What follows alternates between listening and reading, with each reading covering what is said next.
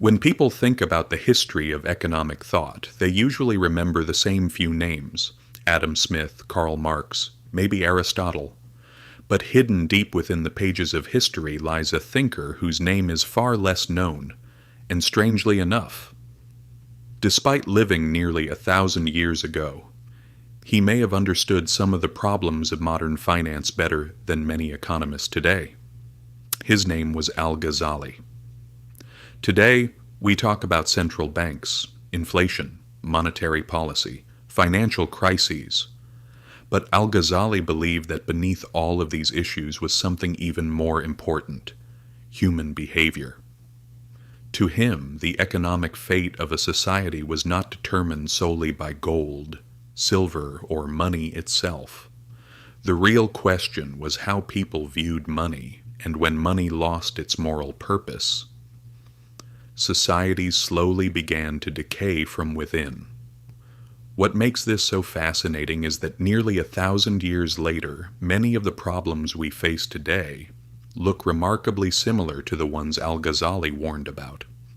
Welcome to the financial memory, where finance, power, and history come together, and where nothing is ever as simple as it seems. To understand Al-Ghazali, we first need to understand the world he lived in. The year is around 1100 AD. Europe is still struggling through the difficult years of the Middle Ages.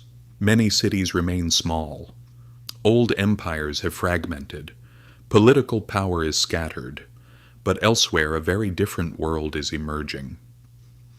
Across the Islamic world, stretching from Al-Andalus in Spain to Persia in the east, trade is flourishing. The Silk Road is alive with merchants, caravans, and goods flowing across continents. Cities are growing richer. Markets are expanding. Knowledge is spreading: Baghdad, Damascus, Cairo. These were not only cultural centers. They were also among the financial and intellectual capitals of their time. Trade was booming. Wealth was increasing. Markets were becoming larger and more sophisticated. Yet Al-Ghazali noticed something troubling.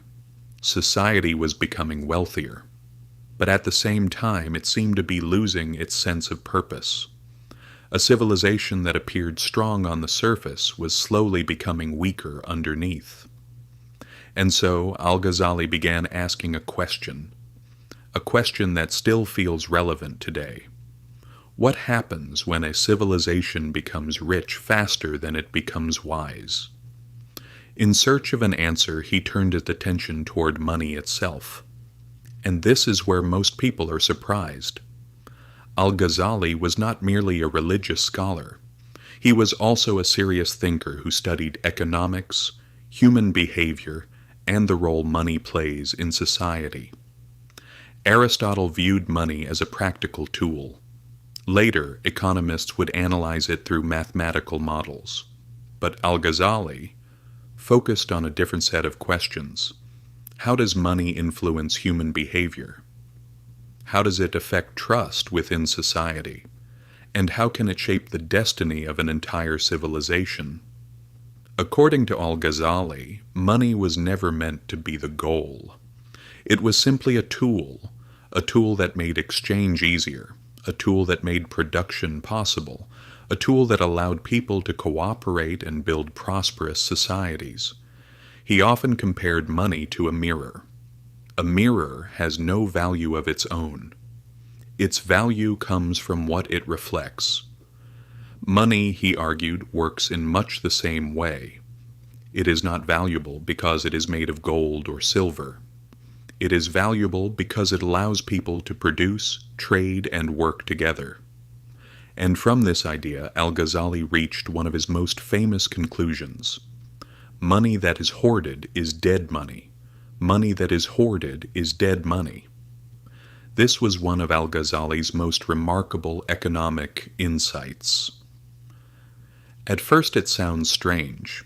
After all, most of us grow up believing that saving more money is always a good thing. But Al-Ghazali was talking about something different.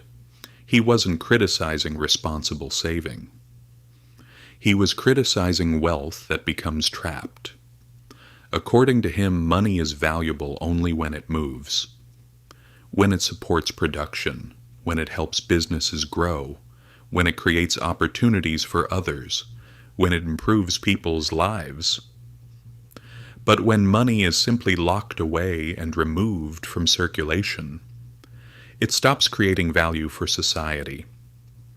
Al-Ghazali compared this to the human body. Just as blood must continue flowing to keep the body alive, money must continue circulating to keep an economy healthy.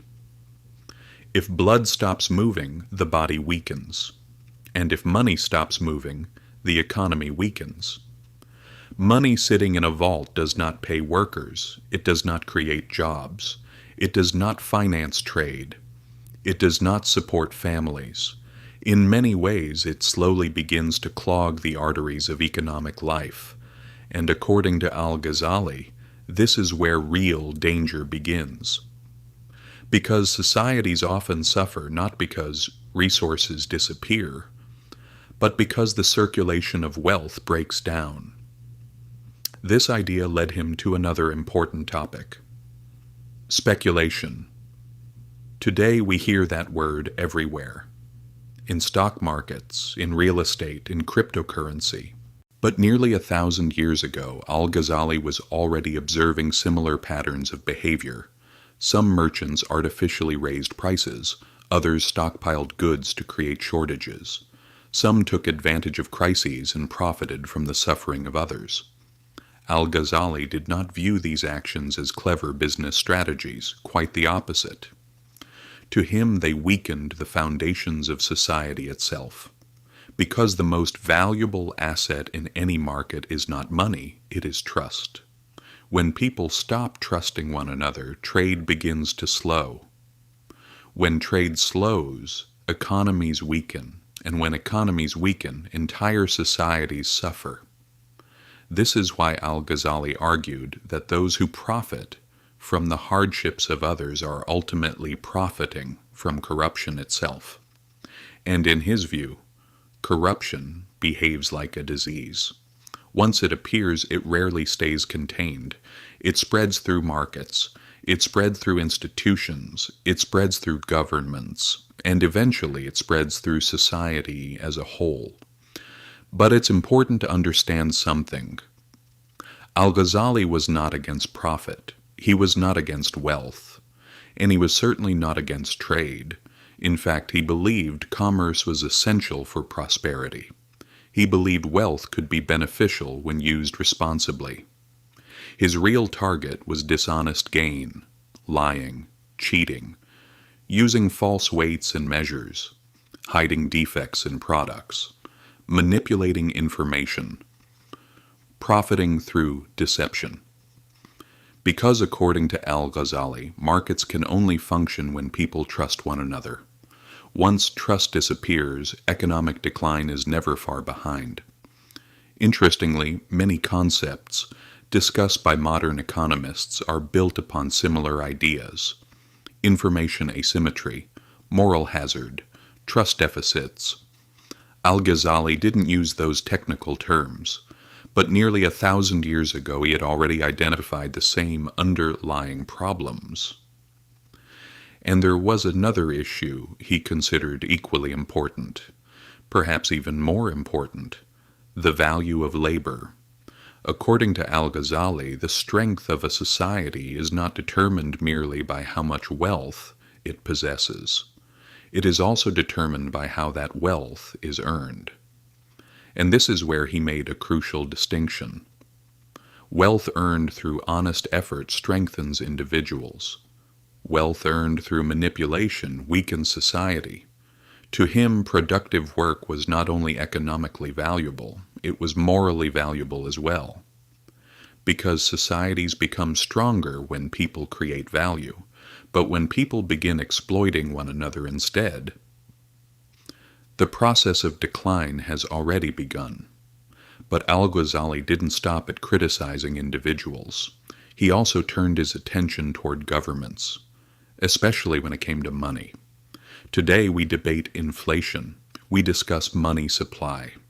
We analyze the decisions of central banks. But nearly 1,000 years ago, Al-Ghazali was already witnessing a different version of the same problem. At the time, some rulers attempted to solve budget shortages by reducing the gold and silver content of their coins.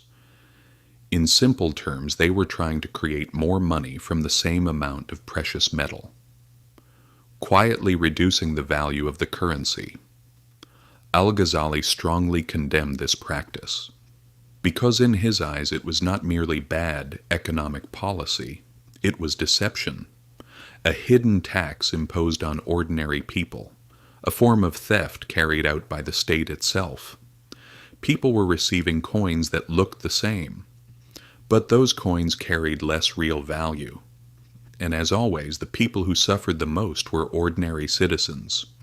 This is why Al-Ghazali believed that the true foundation of a monetary system was not gold nor silver, it was trust. Because the moment people stop trusting the currency they use, the entire system begins to shake. And that idea feels surprisingly familiar today.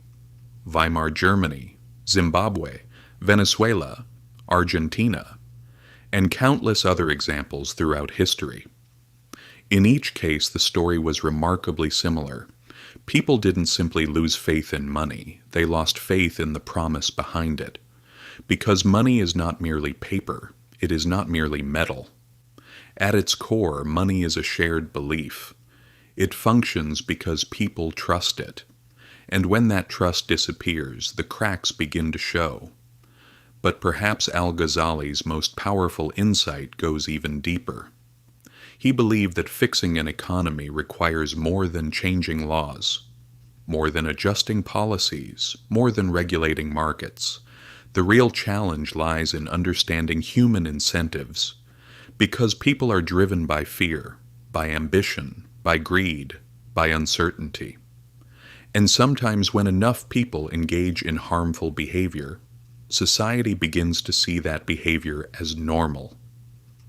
This is why Al-Ghazali viewed wealth not only as an economic matter, but also as a moral responsibility.